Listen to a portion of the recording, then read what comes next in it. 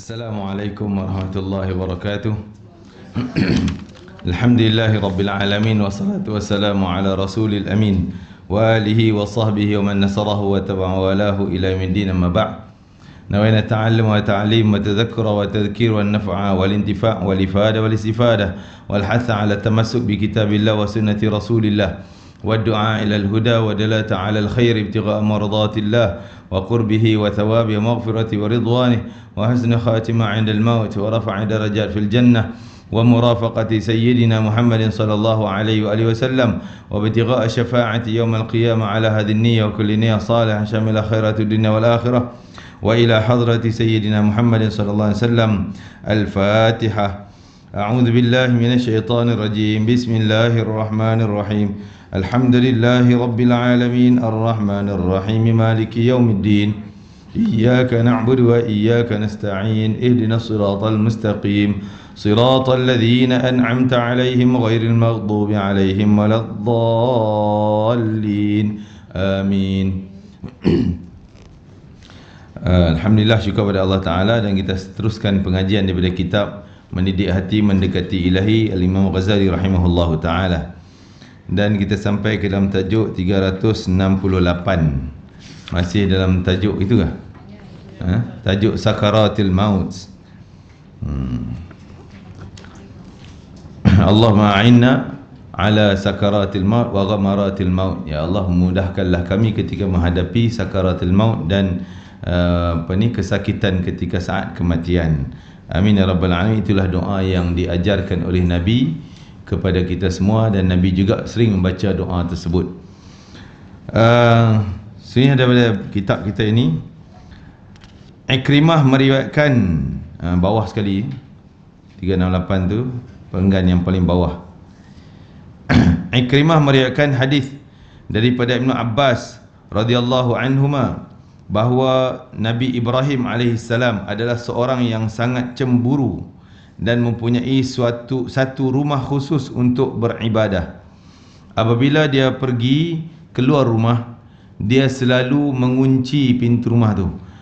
Pada satu hari dia kembali ke rumah, tiba-tiba dia mendapati seseorang yang sedang berdiri di tengah rumahnya.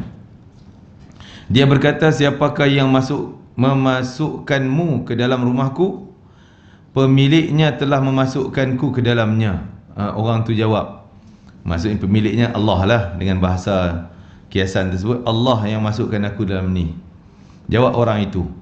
Maka Nabi Ibrahim tak faham lagi. Nabi Ibrahim kata, "Akulah pemiliknya, aku tuan rumah." Akan tetapi orang itu berkata, "Telah memasukkanku ke dalamnya yang lebih berkuasa dariku dan darimu."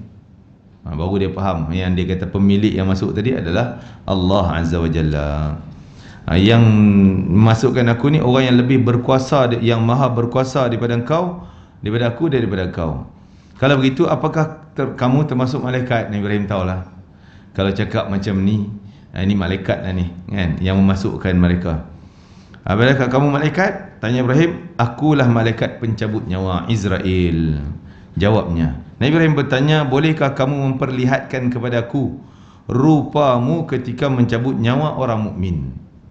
Nak tengok rupa kau macam mana kau jumpa dengan, adakah muka handsome macam ni, kan? Senang orang tengok sekarang ni, tak takut. Rupa dia macam mana? "Ya, berpalinglah dariku." Masuk pusing sana. Ibrahim lalu berpaling darinya, kemudian menoleh lagi. Namun tiba-tiba dia mendapati seorang pemuda yang wajah tampan, handsome, lagi handsome. Pakaian cantik, yang lelaki tadi ni berubah jadi pemuda handsome, cantik, pakaiannya wangi, harum. Lalu Nabi Ibrahim berkata, "Wahai malaikat pencabut nyawa, kalau engkau tidak menemui seorang mukmin ketika menjelang kematiannya kecuali dengan rupamu saja ini, nescaya itu memadai, dan dari situ diperoleh kesaksian dua malaikat penjaga."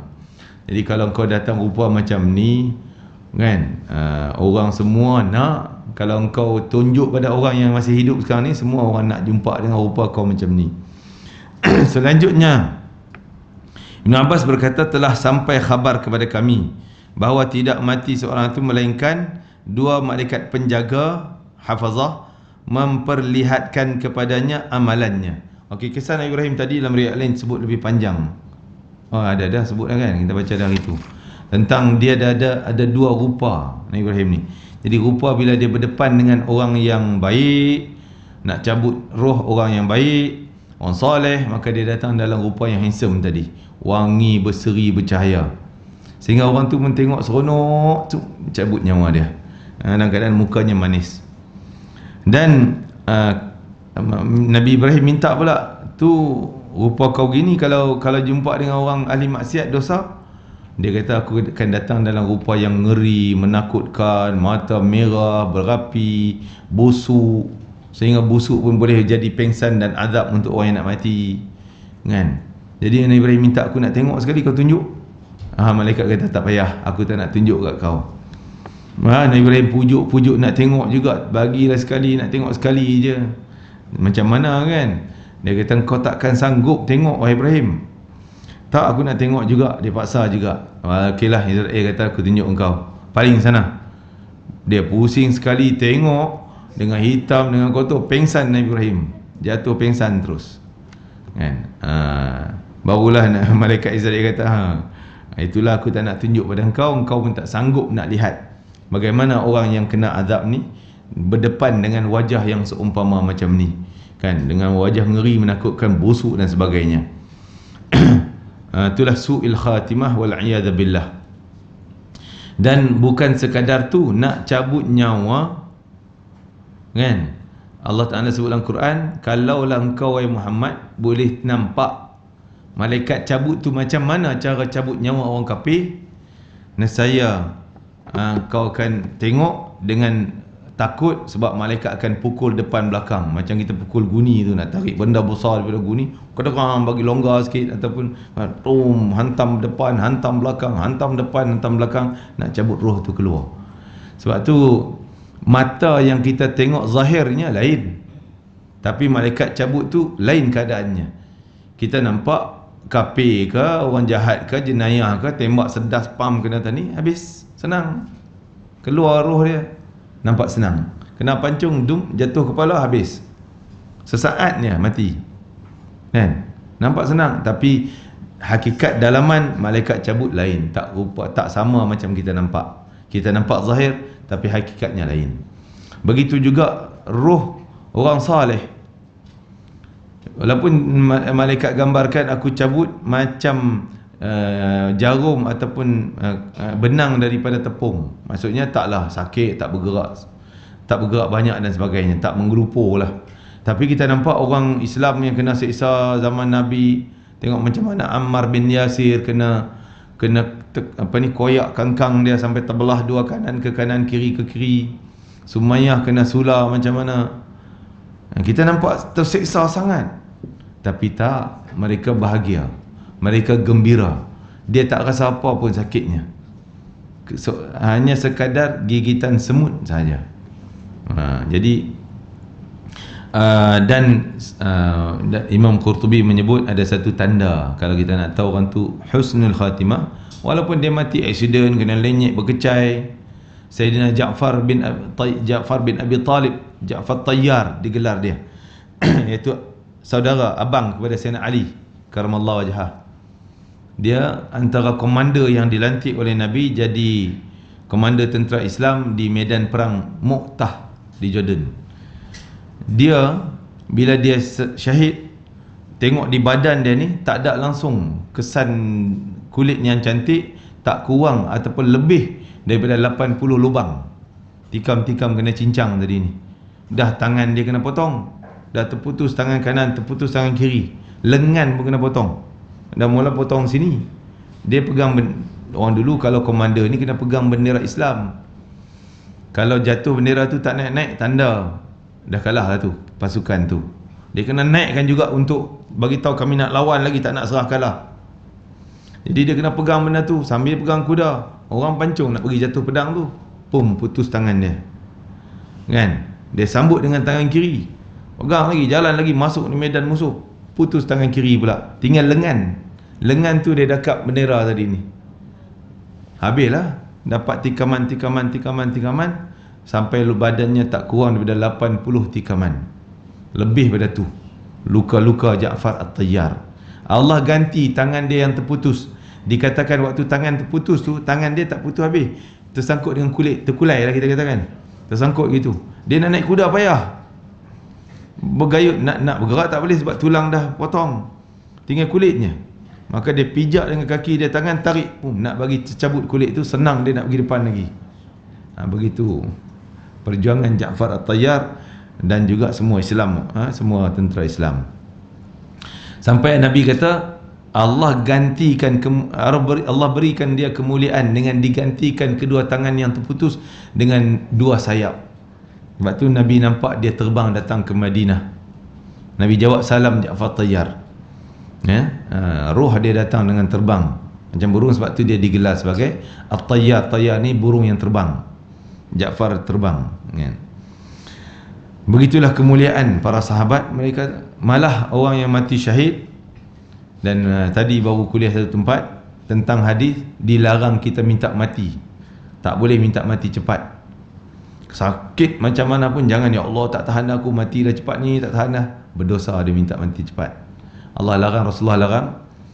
Kisah Khabbab bin Arat radhiyallahu anhu, dia cerita pada sahabat, dia kata kalau Nabi tak larang aku minta mati, aku dah lama masa Mekah dulu aku minta mati cepat. Sebab dialah antara sahabat yang teruk kena siksaan. Bayangkan badan dia ni belakang, bos dia, tuan dia ni perempuan, Ummu Anmar. Ummu Anmar ni ibu singa-singa yang garang sangat ni. Dia pukul dengan besi. Dia je kerja bengkel, buat pedang daripada besi, buat segala senjata lah. Jadi Khabbab ni yang tukangnya, bos dia perempuan. Bila tahu dia Islam, seksa ambil besi yang panas tu, pukul jadi rotan, tekan bagi masuk sampai darah tu memadam. Besi panas ni penuh belakang dia ni, parut besi panasnya sampai ke muncak, kena tikam di sini. Besi yang dileperkan nak buat pedang tu, tapi tak siap lagi lah, tak tajam lagi. Letak, panaskan merah, letak atas ni, atas kepala Khabbab bin Arat, sehingga terpadam. Sampai Khabbab ni datang pada Rasulullah, ya Rasulullah, tak bolehkah engkau angkat tangan ni, angkat tangan pada Allah, bagi Allah turun balak, boom, habis semua mati orang kafir. Nabi larang dia. Nabi kata engkau ni terburu-buru nak minta kejayaan, tapi kejayaan pasti akan datang untuk Islam. Sabar, dengan kesabaran kau lebih kuat untuk tersebar lagi Islam. Itu Nabi larang, jangan minta mati cepat. Dia kata kalau Nabi tak larang tu, aku waktu tu lama dah aku minta mati cepat. Kalau boleh Allah matikan aku cepat, tak tahan dah dengan siksaan ni, teruk.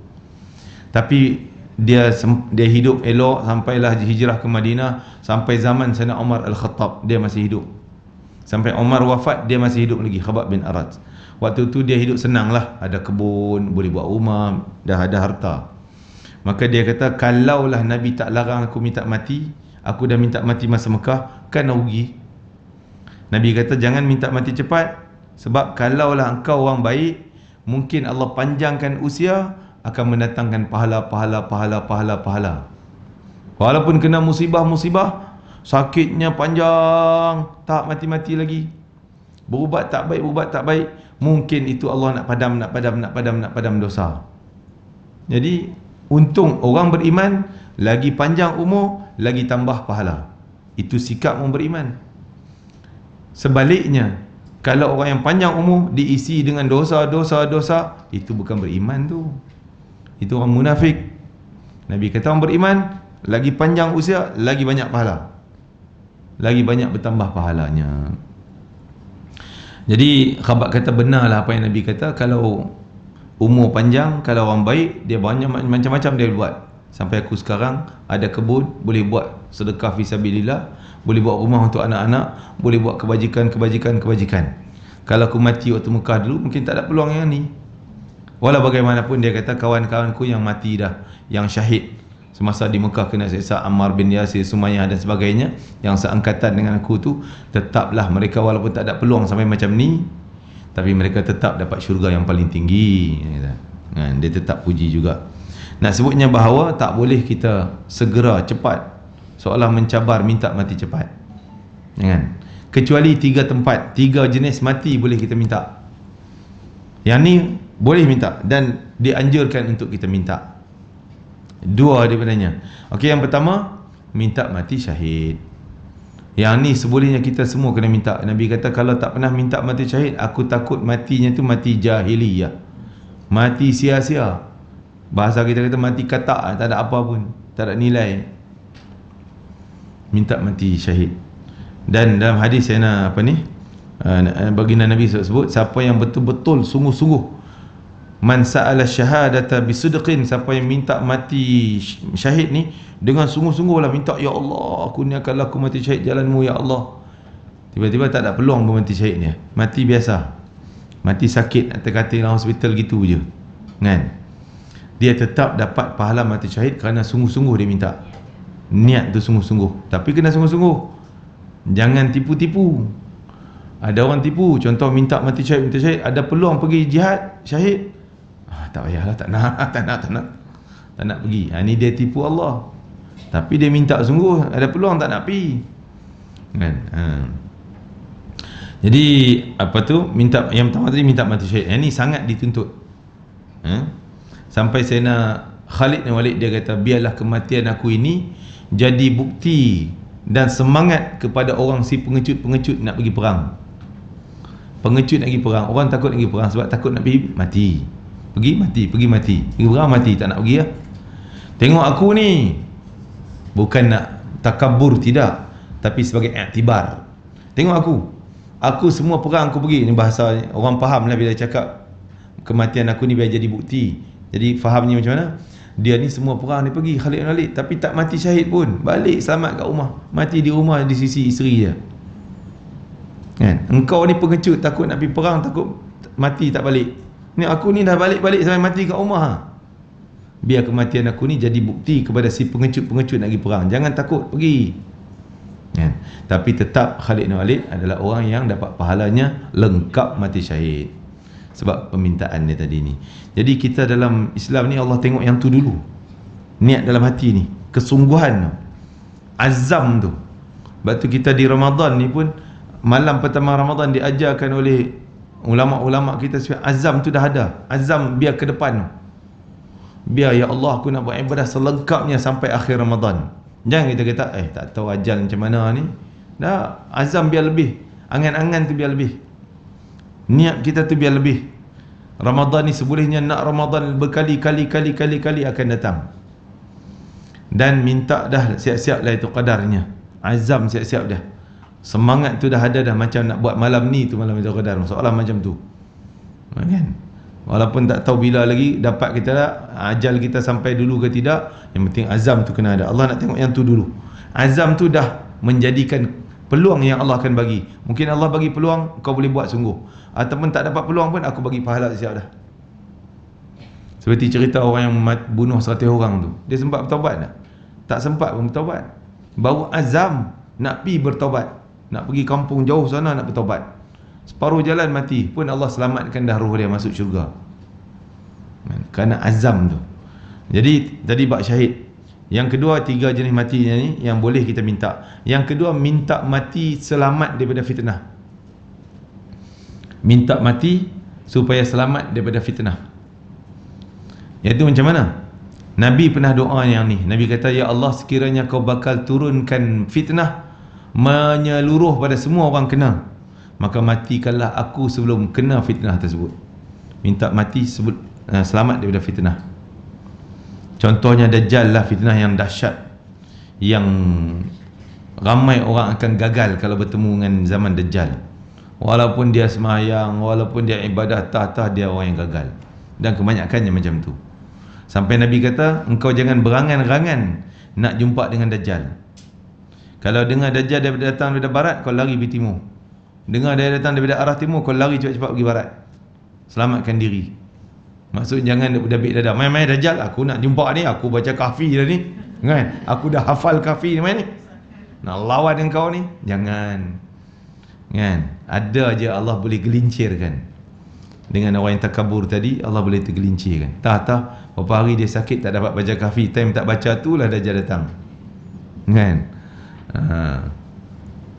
Jadi itu fitnah yang dahsyat, sehingga bila Dajjal datang, boleh dikatakan semua orang Islam akan terpengaruh dengan Dajjal, kecuali orang yang Allah memang dah pelihara dia. Allah pelihara dia. Ya. Dan ada orang yang dia kata tak apalah, time tak ada makanan ni kan, zaman Dajjal, bila orang ikut Dajjal dapat mewah, makan kenyang semuanya, makanan lengkap, minum semua.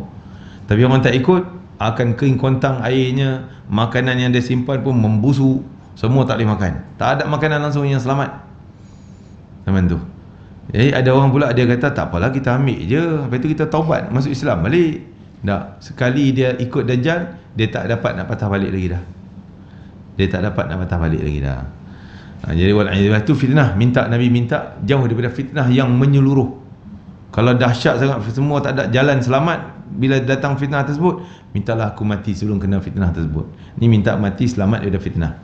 Yang ketiga, kata Nabi SAW, kalau kamu tak larat, maksudnya diberi musibah yang kamu tak sanggup nak tanggung musibah tu, beban lah. Contoh kita tengok orang tua kita kan yang sakit ni, memang doktor pun kata tak ada ubat dah, serah je lah. Kita nak usaha pun tak boleh dah, dia sakit mengerang lah apa segala, lama sangat dah. Kalau gitu nak minta suruh ya Allah matilah dia cepat-cepat, tak boleh cakap macam tu. Kalau nak juga, kita boleh minta serah pada Allah Ta'ala, minta segera Allah buat keputusan antara A atau B. Apa dia? Allahumma in kana hayatun khairul lahu fa ahyi. Ya Allah, kalaulah kehidupan untuk dia ni lebih baik, kau segeralah bagi dia hidup, bagi dia sehat, bagi dia sehat daripada ni, sembuh. Kalaulah kehidupan tu baik untuk dia, kau berilah kesembuhan cepat pada dia. Sekiranya kematian tu lebih baik untuk dia, maka matilah dia dalam keadaan yang baik. Kita bukan minta mati cepat, tapi kita serah pada Allah. Ya Allah, tolong buat keputusan cepat. Nak sembuh dia ke, nak matikan dia, terpulang pada Engkau ya Allah. Yang tu boleh. Pada diri kita sendiri pun boleh doa tersebut. Ya Allah, sekiranya Kau tahu kehidupan ni untuk aku lebih baik, maka sembuhlah penyakit aku dan sebagainya. Sekiranya Kau tahu kematian itu lebih baik untuk aku, maka matikanlah aku dengan husnul khatimah, dalam keadaan yang baik. Jadi kita serah keputusannya pada Allah Ta'ala. Tiga benda ni je yang boleh kita minta untuk mati. Adapun lain pada tu, nak minta mati tak boleh. Minta terus untuk mati. Ya? Ha? Get. Itu pengetahuan pakar-pakar lah.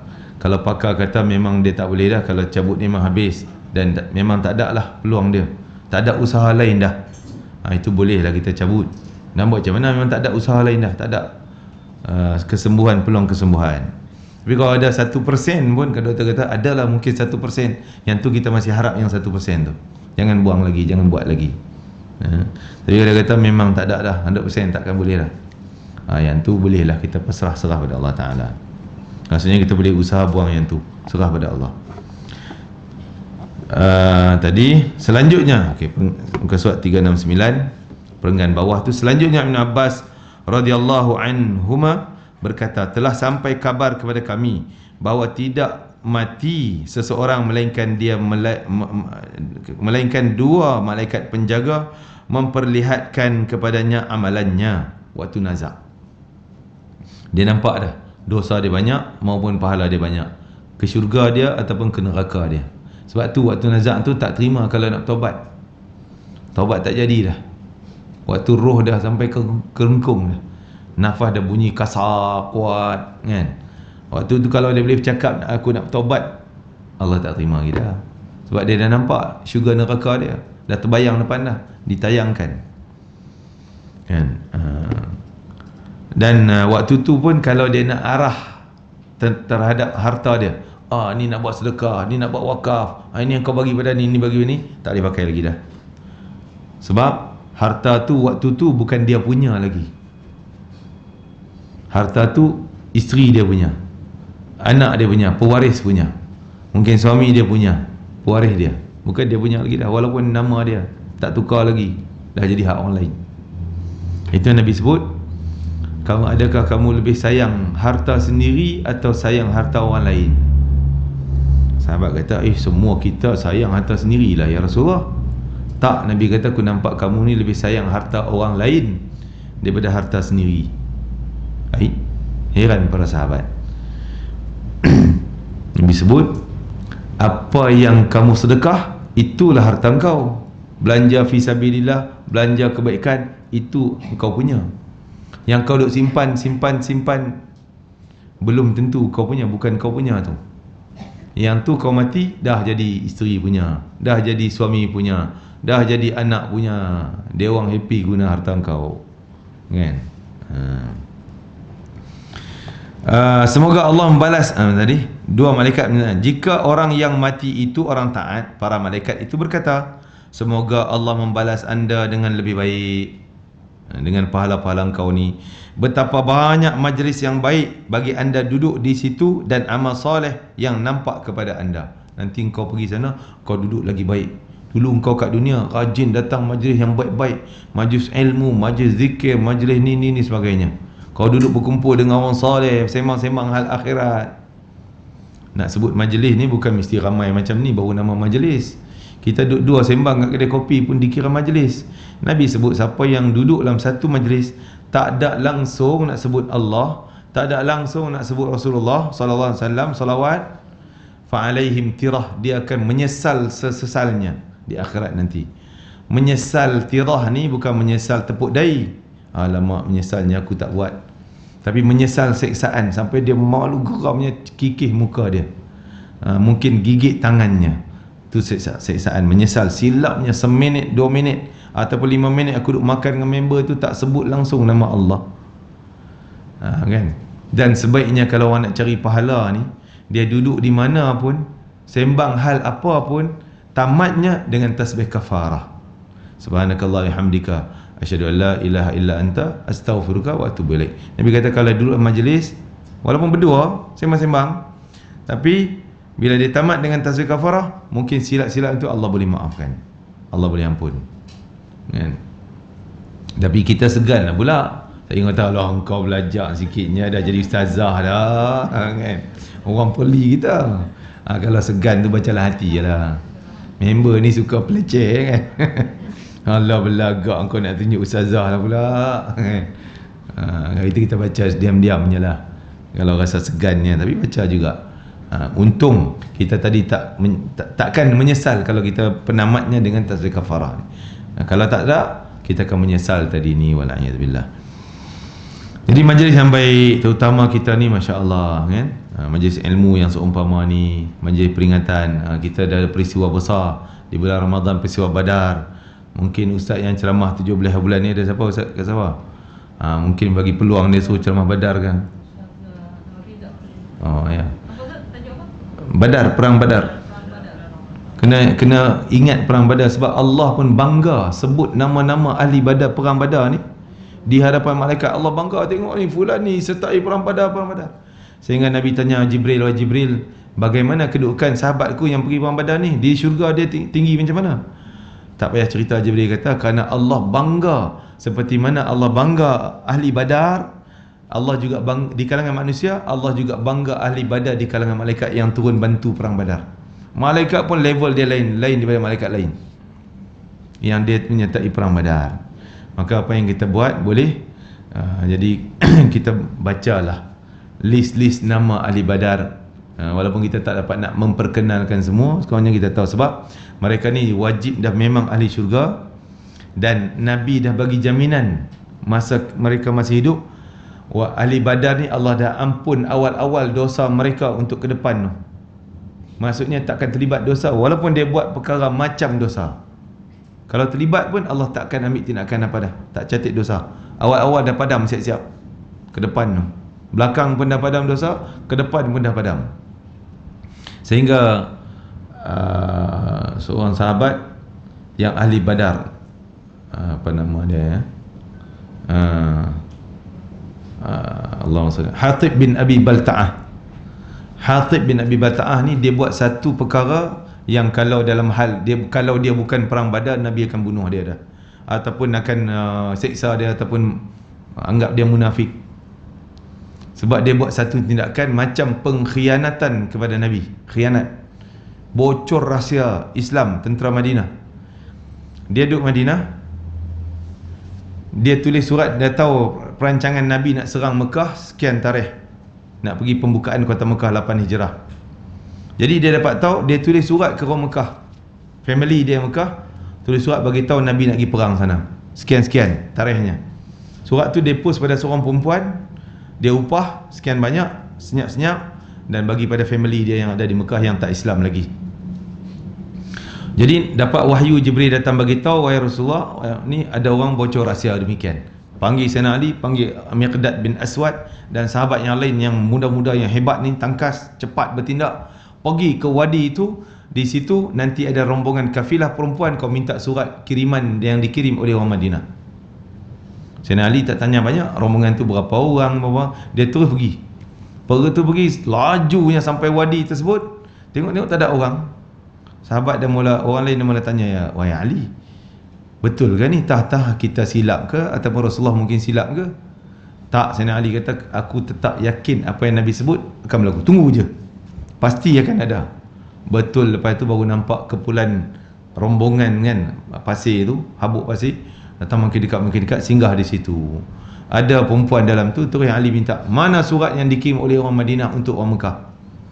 Dia buat tak tahu, tak ada. Kan? Sayyidina Ali ugut dia, kalau kau tak bagi, aku londeh baju kau, buka baju kau. Dia menggeletar perempuan tu, terus keluar dia sanggul dia. Nah, bagi surat. Buat balik, Sayyidina Ali tak buka, balik cepat pada Nabi. Nabi buka, nama atas daripada Hatib bin Abi Balta'ah, veteran perang Badar, orang yang sertai perang Badar. Bila Nabi baca nama tu, Nabi suruh panggil Sayyidina Umar. Lepas lagi dia kata, ya Rasulullah, da'ni an aqtul unuqah, biar aku pancung dia Rasulullah, bagi aku pancung si munafik. Sayyidina Umar terkeluar perkataan si munafik ni. Setelah tu maka Rasulullah marah Sayyidina Umar, kamu kenal tak dia siapa ni? Ni orang yang menyertai perang Badar. Maka dia dilepaskan begitu saja. Kau minta maaf pada dia. Sayyidina Umar menghadap minta maaf balik, kan? Silap dia tadi ni. Jadi veteran perang Badar walaupun buat macam tu punya nampak kesalahan, tapi tetap takkan dicatat apa-apa, kerana Nabi bebaskan mereka dan Allah bebaskan mereka. Kerana hikmah, kekuatan perjuangan mereka di Badar tu hebat. Takkan kita tak nak kenal siapa-siapa nama ni. Maka kita kenallah beberapa orang ataupun semuanya. Kita baca juga nama-nama. Ada satu kitab saya akan buat program tu, insya-Allah di satu tempat kita akan baca 300 orang tu namanya. Ada satu kitab dia listkan 300. Ada dia khilaf sebenarnya, sehingga dalam list tu sampai 350 lebih. Kalau kita dengar 313, sebab ada khilaf. Ada yang mengatakan yang ni pergi, yang ni tak pergi, yang ni pergi dia patah balik. Termasuk Sayyidina Osman, dia pergi patah balik pun dia masuk juga dalam list tu. Tak apalah, dia dikira macam ahli perang Badar juga, kan? Yang lagi itulah kita kena ambil tahu tentang majlis-majlis yang baik. Sebab dikatakan, kerana kau dulu kenal sangat majlis yang baik, maka kau akan dapat duduk dalam kubur nanti, itu dia majlis kau bersama dengan orang yang baik. Akan tetapi jika yang mati itu orang derhaka, para malaikat itu pun berkata, semoga Allah tidak membalasmu dengan kebaikan, semoga kau tak dapat pahala apa-apa. Betapa banyaknya majlis yang jahat, yang buruk bagi kamu. Dulu engkau rajin sangat nak pergi majlis jahat ni, dan perkara yang buruk yang diperdengarkan kepadamu, kamu suka sangat sembang hal buruk, benda maksiat, benda dosa, duduk join dengan orang-orang maksiat dosa. Semoga Allah tidak membalasmu dengan kebaikan. Malaikat tu doa bagi kena azab. Jadi kita duduk dalam majlis yang tak baik ni satu benda yang tak baik, kan? Jangan kata saya duduk je, kan, cakap pun orang lain cakap. Tak, kita terlibat. Antaranya subhat. Jadi dalam Quran Allah Taala sebut surah Mudaththir, tak salah, ma salakakum fi saqar. Allah tanya orang yang ahli neraka ni, tanya, kamu pun masuk neraka saqar, kenapa? Kan, dulu nampak baik je. Qalu lam nakum minal musallin, kami dulu tak termasuk dalam kelompok orang yang jaga istiqamah salat, tak salat. Walam nakun nut'imul miskin, kami tak suka nak pergi makan pada orang miskin. Walam nakun nut'imul miskin wa kunna nakhudhu ma'al khaidin, kami ni suka bergaul dengan orang-orang yang ahli dosa ni, majlis buruk, majlis tak baik, kami join je, kawan dengan dia orang dan sebagainya. Bukan tak boleh kawan dengan niat nak tarik dia, nak dakwah dia, tak apa. Tapi kawan dengan kita nak tumpang seronok maksiat dia, siap nak kena lah. Ya. Dalam ayat Quran Allah Ta'ala sebut apa dia? Lupa ayatnya. Yang Allah Ta'ala sebut, kalau kamu duduk dalam satu tempat, di situ ada orang yang mempermain-mainkan ayat Allah Ta'ala, bangunlah kamu beredar di situ, jangan duduk situ. Kalau duduk, kamu dapat dosa sama dengan dia orang, sama banyak dosanya. Itu majlis yang lara, majlis yang jahat dan sebagainya.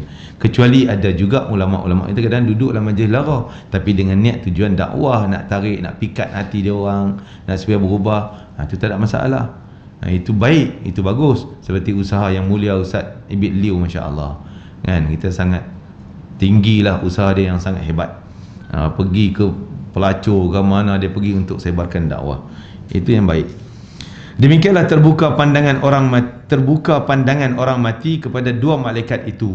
Nampak? Namun dia tidak dapat kembali ke dunia untuk selamanya. Dia nampak dah syurganya, nerakanya, tempat azab ataupun tempat nikmat. Sebab tu Allah tak terima taubat dia waktu tu. Walaupun nafas dia, nyawa dia ada lagi. Kadang-kadang ada orang nazak dia panjang sangat. Nazak dia panjang. Dia rasa terisa, mungkin koma panjang ke, mana tahu tak, kita tak tahulah nazak ni macam bila masanya. Tapi selalunya dikatakan roh sampai kerengkung. Mungkin sampai tersangkut di situ lama, panjang. Kan? Jadi waktu tu dia nampak syurga, neraka dan sebagainya.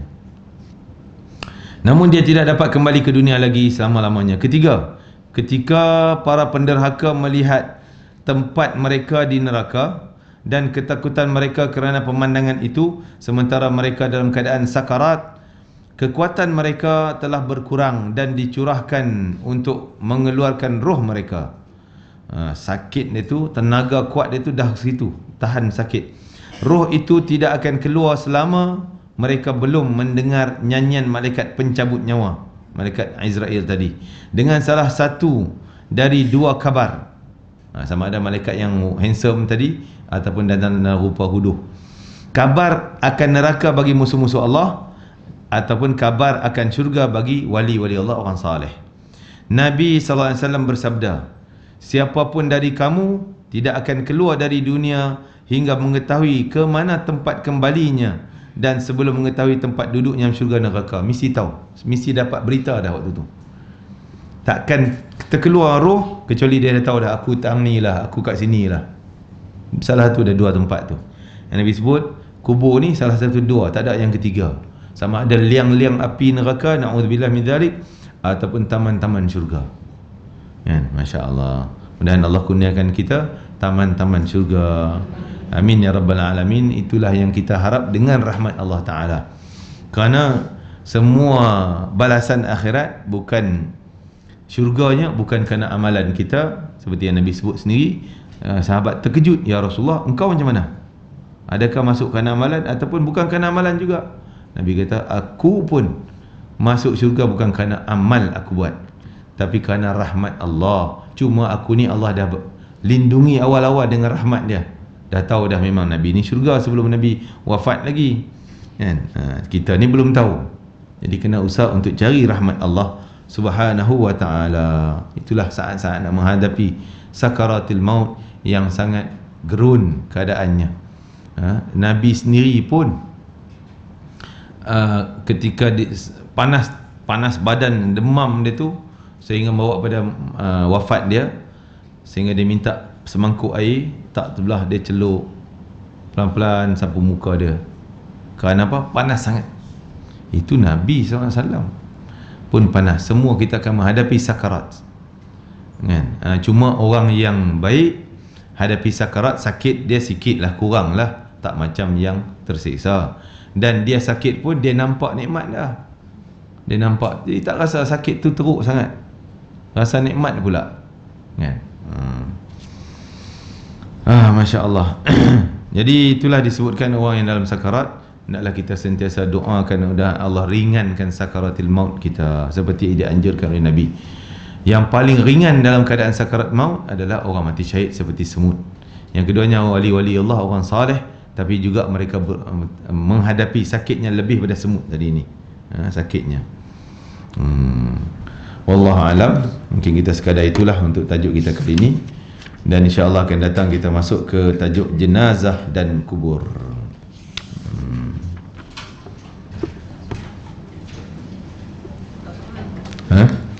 Ada soalan? Jadi tadi saya dengar nak kempen untuk sumbangan-sumbangan masjid, masya-Allah. Untuk elektrik elektrik dan lain-lain lah. Masya-Allah. Kalau boleh, dia pahala ni bergantung pada kita niat, bukan mesti pada duit tu pergi mana. Kan? Apa yang kita niat? Niat ni nak buat apa? Nak sedekah? Ya, sedekah untuk apa? Kalau untuk masjid, kita sedekah niat untuk makmurkan masjid, untuk mencahayakan masjid, untuk memuliakan rumah Allah, untuk menghidupkan majlis ilmu rumah Allah, untuk memakmurkan Ramadan. Niat-niat macam tu Allah bayar pahala semua tu. Jadi duit kita tak pergi ke lampu. Nabi kata siapa yang nyalakan satu lampu dalam masjid, Allah bina syurga untuk dia.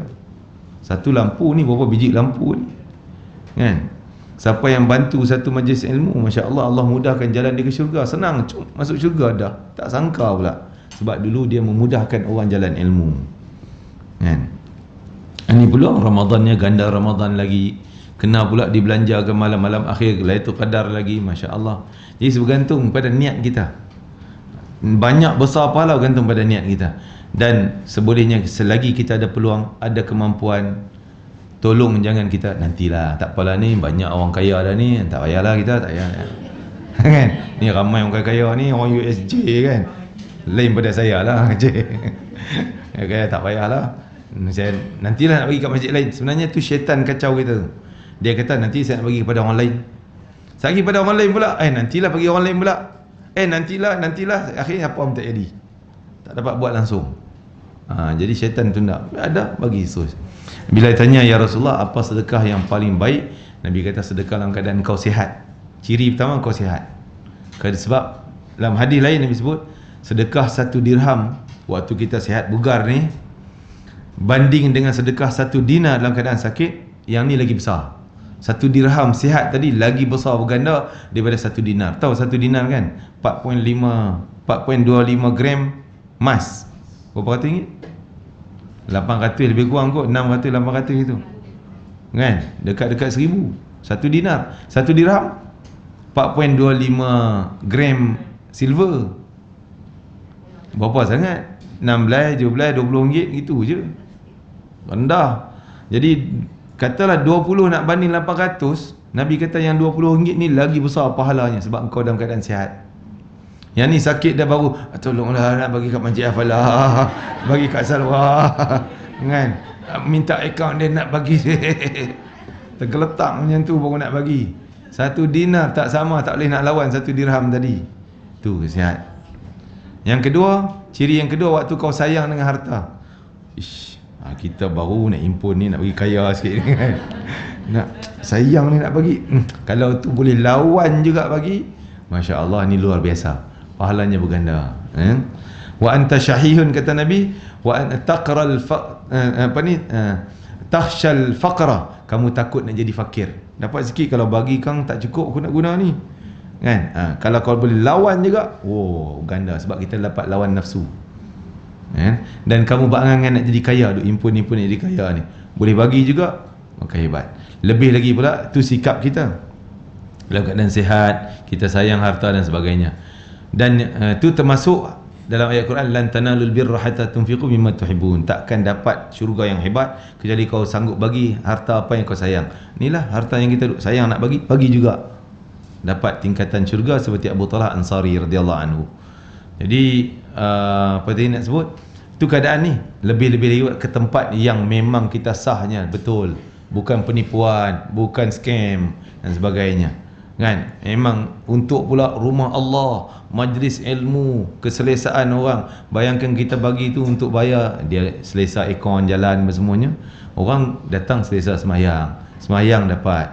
Inilah sedekah dan juga kebajikan kita yang takkan putus pahalanya mengalir walaupun kita mati beribu tahun pun. Jalan selagi manfaatnya. Walaupun katalah masjid ni dah roboh, tak mana tahu 1000 tahun nanti dah roboh, kan? Roboh tak ada elektrik yang kita sumbang semua tu. Pahala jalan sebab banyak dah orang dapat manfaat bertaubat dalam masjid ni, menangis dalam masjid ni, baca Quran, belajar ilmu semuanya. Dia pergi tempat lain pula mengajar, tempat lain belajar, tempat lain dia amal ilmu yang dapat daripada masjid tadi tempat lain. Jadi masih berjalan lagi pahala kita. Masya-Allah. Hebat ya. Tahniah pada orang yang berjaya sumbang dan tahniah juga pada orang yang berjaya buka pintu sumbangan. Masya Allah, semuanya mendatangkan kebaikan. Tahniah, hebat semua orang Masjid Al-Falah ni kan. Alhamdulillah, mudahan Allah buka lagi peluang-peluang untuk kita, peluang besar lagi kebaikan. Jadi bila Allah tengok satu peluang aku bagi kat kau, kau sungguh-sungguh buat ni, aku bagi lagi yang lain.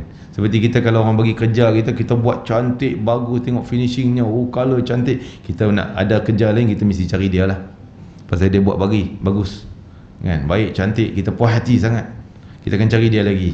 Begitulah Allah bila dah tengok kita punya berjaya dalam satu peluang, awal Ramadan kau bagus, pertengahan pun bersungguh-sungguh dengan tadarusnya, dengan apa segalanya, dengan dengar letih ustaz lagi berjam-jam tak habis-habis, ngantuk dah ustaz ni kan. Dalam hati tu ingat Allah nak beli sayur ikan tak beli lagi apa semua ni kan. Nanti ustaz saya ada 3 minit ni kan, duduk teringat tapi duduk juga sabar juga, dengar juga kan.